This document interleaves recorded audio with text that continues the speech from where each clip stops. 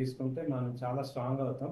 So గోల్డ్‌కి ఇప్పుడు next ఏంటి replacement ఏంటి? ఆల్టర్‌నేట్ ఏది తీసుకోవాలనేది కొంచెం ఆలోచించుకోవాలి మహిళలకి. సో ఆల్టర్‌నేట్ ఏంటి అనేది కొంచెం హ్యాపీనెస్ ఇచ్చేది ఏంటి అనేది 1 గ్రామ్ గోల్డ్ గాని ప్రెజెంట్ 1 గ్రామ్ గోల్డ్ అనేది తీసుకోవచ్చు. టెంపరరీగా ఏదైనా ఫంక్షన్స్‌కి వాటికి వెళ్ళేటప్పుడు అలా చేసుకోవచ్చు. ఫ్యాషన్స్ గోల్డ్‌తోనే 1 గ్రామ్ గోల్డ్ ఉన్నాయి కాబట్టి అవి కూడా చేసుకోవటం వల్ల ఒక 1 ఇయర్ గడిపామనుకోండి. తర్వాత బాగా ఎంజాయ్ చేయొచ్చు.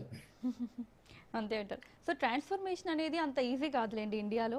సో చమురు నుంచి మనం ఎలక్ట్రానిక్ సైడ్ వెళ్ళాలన్నా, బంగారం నుంచి ల్యాండ్ సైడ్ వెళ్ళాలన్నా కూడా ఇంకా అవేర్నెస్ రావాలి. వచ్చినప్పుడే అది సాధ్యమవుతుంది. సో ట్రాన్స్ఫర్మేషన్కి ఎప్పుడైనా టైం పడుతుంది. సో వెయిట్ చేద్దాం. మరి బంగారం కొనుగోలు తగ్గించాలనే ప్రభుత్వ నిర్ణయం ప్రజల వ్యక్తిగత ఆర్థిక స్వేచ్ఛపై ప్రభావం చూపుతుందంటారా? ఇది ఇక్కడ అప్పీల్ చేస్తారు కానీ డిమాండ్ చేయలేదు. ఇప్పుడు మీరు కంపల్సరీ గోల్డ్ షాపులన్నీ మూసేయాలి అని ఎక్కడ కూడా డిమాండ్ చేయలేదు. అప్పీల్ చేస్తున్నారు. దీనివల్ల మనకి ఇబ్బంది ఉంది. దీనివల్ల మనం ఇలా సఫర్ అవుతున్నాం. కంట్రీ మొత్తం సఫర్ అవుతున్నాం. నిన్న మొన్నటి దాకా నేను కూడా నెగిటివే ఉన్నా. యాక్చువల్‌గా నాకు కూడా ఏంటి ఇంత సడెన్‌గా ఇలా చెప్పడం ఏంటి అని. తర్వాత మేము రోజు రెగ్యులర్‌గా ఎకనమీకి మేము చూస్తున్నాం కాబట్టి, ఓకే. ఇది ఒక ప్రధానమంత్రి కాదు, లేకపోతే ఒక బీజేపీ అని కాదు, ఇంకోటని కాదు. మనం అలాంటి మనిషి చెప్తున్నారు అంటే ఇక్కడ మనం ప్రధానమంత్రి గారిని మనం ఒక 15 ఏళ్ల నుంచి చూస్తున్నాం రెగ్యులర్‌గా. కాబట్టి ఒక ఇది మనందరం కూడా ఒక ఇండియా ఒక ఇల్లు అనుకుంటే మన ఇంటి పెద్దగా ఆయన మాట్లాడే స్వేచ్ఛ ఆయనకు ఉంది. ఆయన ఒక అప్పీల్ చేస్తున్నారు. 1, 2 సార్లు ఫస్ట్ నెగిటివ్ గానే ఉంటాం కదా! మనకు చాలా ఇష్టమైనది వద్దు అన్నారంటే ఎవరికైనా ఇప్పుడు షుగర్ ఉంది. షుగర్ ఉన్న వాళ్ళకి షుగర్ తినకూడదు. అది ఎంత నెగిటివ్‌గా ఉంటది వాళ్ళకి. అలాగే మన మహిళలందరికీ గోల్డ్ అంటే చాలా ఇష్టం. అలాంటి వాళ్ళకి మీరు గోల్డ్ కొనుక్కోవద్దు. చాలా మంది మహిళలు అసలు జాబ్ చేసేదే గోల్డ్ కోసం. మాకు తెలుసు. చాలా మంది సెకండ్ జాబ్ చేసి గోల్డ్ కొనుక్కొని, ఐటెమ్స్ కొనుక్కొని చావ చేసుకుంటారు. అలాంటిది కొనొద్దు అని చెప్పడం అనేది చాలా కష్టం వాళ్ళకి. బట్ ఇంపార్టెంట్ ఏంటంటే అందరూ India is more important than individual.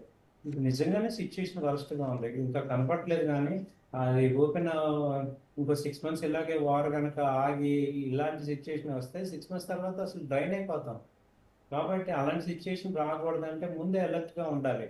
ఆ రోజు తర్వాత బాధపడే కన్నా అదే గోల్డ్ ఏం చేస్తున్నాం మనందరం ఇప్పుడు మన దగ్గర డబ్బు లేనప్పుడు ఏం చేస్తున్నాం? ఇమ్మీడియేట్‌గా బంగారాన్ని ప్లెడ్జ్ చేసేస్తున్నాం. అక్కడ ఒక్క నిమిషం కూడా ఆలోచించం. ఇప్పుడు మన సంసారంలో ఏదైనా ప్రాబ్లమ్ వస్తే ఇమ్మీడియేట్‌గా ఏం చేస్తున్నాం? గోల్డ్ తాకట్టు పెట్టేస్తున్నాం. అంటే మన దగ్గర ఉంచుకోవట్లేదు కదా!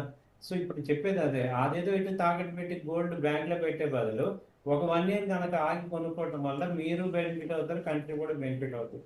ఇప్పుడు ఎటు 4, 5 నెలలు పోతే ఆ కొన్న బంగారం ఎటు మనకి ఫైనాన్షియల్‌గా అన్‌సర్టెనిటీ వచ్చేస్తది. రూపీ ఇంకా డౌన్ డౌన్ అవుతున్నప్పుడు లే ఆఫ్‌లు వస్తాయి. జాబ్స్ పోతాయి. ఇవి ఒకసారి క్రూడ్ పెరిగిందంటే మనకి మొత్తం ఎకానమీ మొత్తం మారిపోతుంది. ప్రైసెస్ అన్నీ పెరిగిపోతాయి. అలాంటి అన్‌సర్టెనిటీ వచ్చే కన్నా కొంచెం మనం తగ్గించుకోవటం వల్ల బెనిఫిట్ కదా! ఇప్పుడు నెక్స్ట్ ఇంకో నెల, 2 నెలలు చూస్తున్నారు.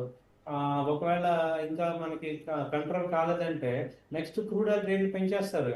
140, 150 అవుతుంది. అప్పుడెటు ఇంకా ఆర్థిక పరిస్థితి ఇంకా డిజాస్టర్ అయిపోతుంది.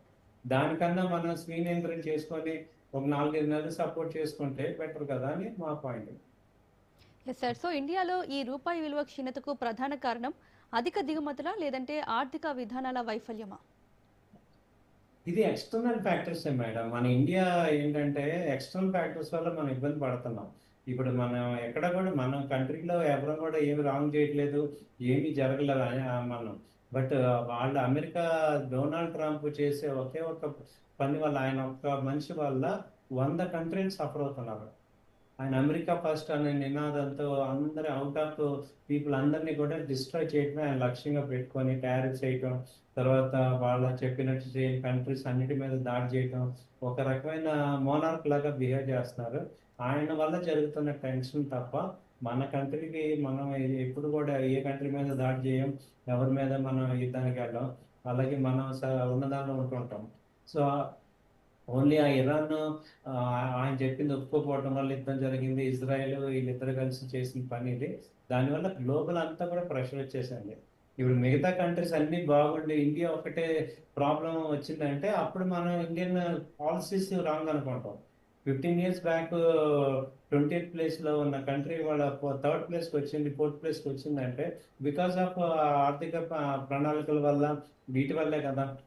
ఈవెన్ కోవిడ్ కూడా తట్టుకున్నామంటే గవర్నమెంట్ పాలసీస్ వల్లే కదా. ఎస్. ఇప్పుడు పాలసీస్ రాంగ్ ఏం అవ్వలేదు, బట్ ఎక్స్టర్నల్ ఫ్యాక్టర్ ప్రెషర్ ఇంకెక్కువ ఉంది.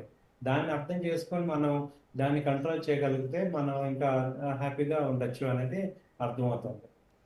సో ఈ బంగారం దిగుమతులపై నియంత్రణ విధించడం కంటే కూడా దేశీయ ఉత్పత్తి పెంపుపైన ప్రభుత్వం దృష్టి పెడితే బాగుంటుందని నాకు అనిపిస్తుంది. సో మీరేమంటారు?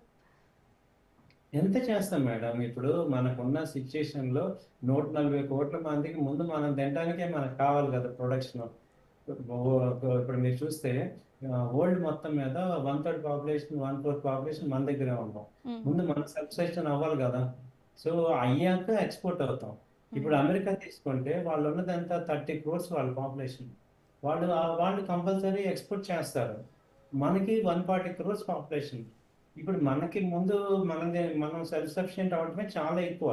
అసలు మనం ఎక్స్పోర్ట్స్ అనేవి ఇప్పుడున్న పరిస్థితుల్లో ఐటీ చేయగలం, ఫార్మా చేస్తున్నాం, ఐటీ ఓకే. చేస్తున్నాం. ఆహార పదార్థాలు ఎక్కడ చేస్తాం? మనకే సరిపోవట్లేదు. ఎస్. కాబట్టి మీకు ఎక్స్టర్నల్ గా మనం ఇప్పుడు డిఫెన్స్ ఐటమ్స్ తయారు చేస్తున్నాం, అవి ఎక్స్పోర్ట్ చేస్తున్నాం. మనం దానిలో చాలా ఫాస్ట్ గా గ్రోత్ వచ్చాం. ఆ తర్వాత ఈవెన్ మెషిన్ టూల్స్ అన్ని కూడా మనం చేస్తున్నాం. ఒక్క ఫుడ్ ఐటమ్స్ తప్ప మిగతా అన్ని కూడా మనం ఎక్స్పోర్ట్ చేసే పరిస్థితి వస్తున్నాం. మేక్ ఇన్ ఇండియా వచ్చింది కదా, దానిలో ఆ, చాలా కంపెనీస్ ఎక్స్పోర్ట్ చేస్తున్నాం. అలాగే ఎస్ఎంఈ అని కొత్తగా గవర్నమెంట్ చాలా ప్రోత్సాహకాలు ఇస్తుంది. ఓకే. అలాగే వీటన్నిటికీ చాలా ఇస్తున్నాం. ఓన్లీ మనం ఫుడ్కి మాత్రం ఎక్స్పోర్ట్ చేయలేం, ఎందుకంటే మన కన్సంప్షన్ ఎక్కువ ఉంది ప్రాక్టికల్గా. ఓకే సార్, డిబేట్లో